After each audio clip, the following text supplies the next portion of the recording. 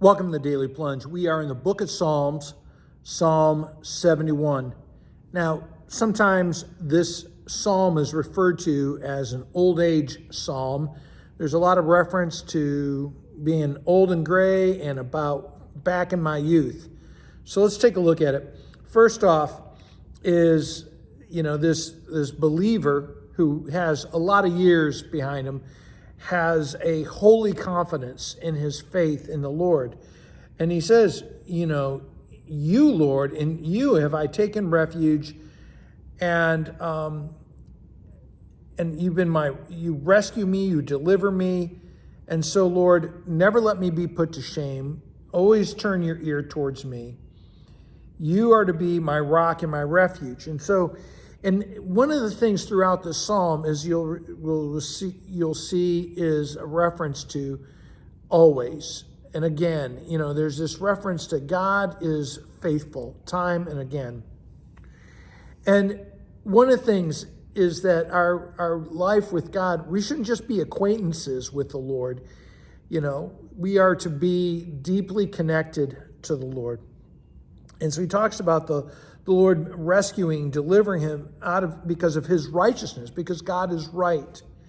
He talks about don't let me go into be put to shame, scorned, disgrace, or humiliated, to experience dishonor. That I would not have my value taken away from me in this life. And so part of the question I would have for this text is, do we spend time praising God all the time, always? Because God is always working. That he is my hope, that he is my strong refuge, that I have confidence in the Lord. And so as you go on in verses 6, 8, 14, 15, elsewhere, it's I will always be praising you. He talks about since my birth, since I was in the womb. And again, we talk about how the Bible understands the value of human life from conception. There it is, right there in the text. And from his youth all the way to his old age, he's known God, to be his God. He says, don't cast me away, don't forsake me.